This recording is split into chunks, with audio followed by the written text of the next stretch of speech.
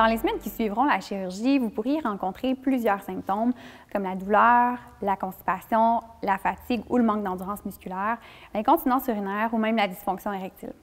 Sachez que vous n'êtes pas seul et que plusieurs solutions peuvent vous aider. Respectez les recommandations et restrictions émises par votre chirurgien qui s'appliquent habituellement pour les 6 premières semaines post-opératoires. Pour la gestion de la douleur, sachez que le repos, la médication antalgique et la reprise précoce des exercices du plancher pelvien sont bénéfiques. Le jour du retrait de la sonde, n'oubliez pas de prévoir d'apporter des protections puisque vous aurez des fuites urinaires lors de certains efforts, comme vous vous levez, toussez, marchez, soulevez des objets ou en présence d'une envie. Sachez qu'à ce stade-ci, c'est tout à fait normal. Vous aurez ensuite besoin de piquets pour couvrir les surfaces sur lesquelles vous vous asseyez, comme le siège d'auto, le fauteuil ou même votre lit.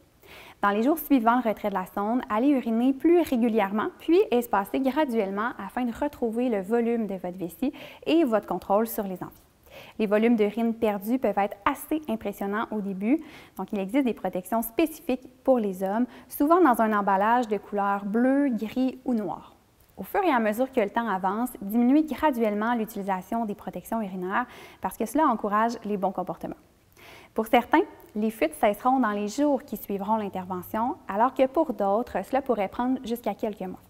Si la majorité auront des fuites urinaires après l'intervention, on estime que ce sera entre 13 à 27 d'entre vous qui en auront toujours après 1 an. La phytothérapie périnéale pré- et post-opératoire est reconnue comme étant efficace pour accélérer la récupération. Non seulement votre condition s'améliorera significativement dans les premiers 4 à 6 mois, mais vous aurez des gains importants durant la première année.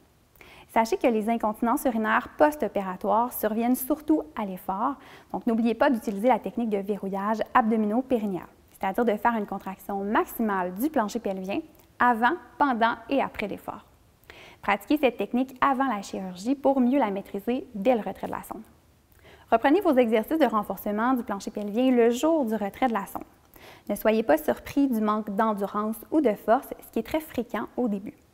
Réalisez vos 3 séries de renforcement à des moments différents de la journée pour éviter justement une trop grande fatigue.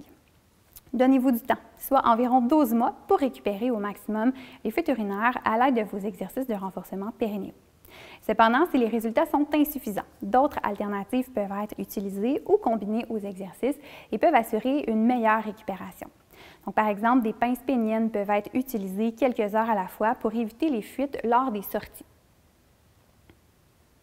Des chirurgies peuvent aussi vous permettre de retrouver votre continence si les fuites vous incommodent toujours après plusieurs mois. Discutez-en avec votre médecin. Afin d'assurer un maximum de progrès, un suivi en rééducation périnéale est recommandé rapidement à la suite du retrait de la sonde et vous évitera de développer ou de conserver des douleurs.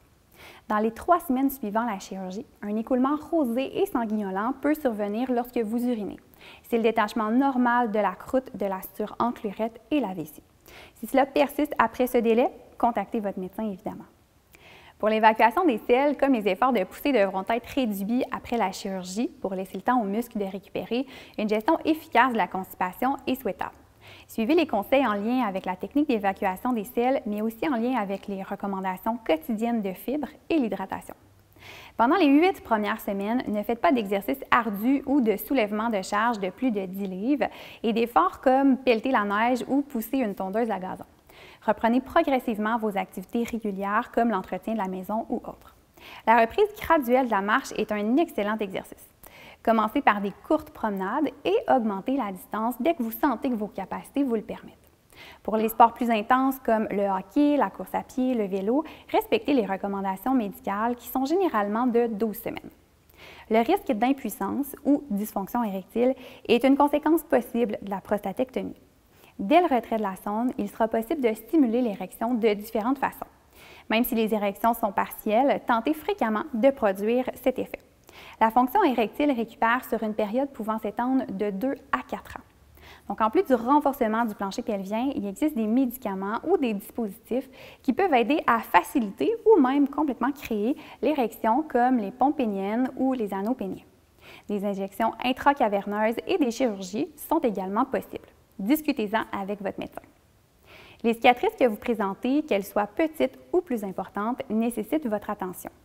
Dès la 3e semaine, vous pourrez débuter le massage des tissus autour de la cicatrice et masser progressivement la zone cicatricielle avec des mouvements de rotation en conservant le contact des doigts sur la cicatrice dans toutes les directions. Faites-le 5 minutes par jour tout en respectant votre limite, évidemment. Entre les 4 à 12e semaines, augmentez progressivement la pression et intégrez le pincé roulé graduellement. Cette technique consiste à soulever les tissus entre vos doigts, respecter la douleur et surveiller les signes d'infection comme la rougeur, la chaleur ou la douleur intense. Si vous avez un doute, consultez votre équipe médicale.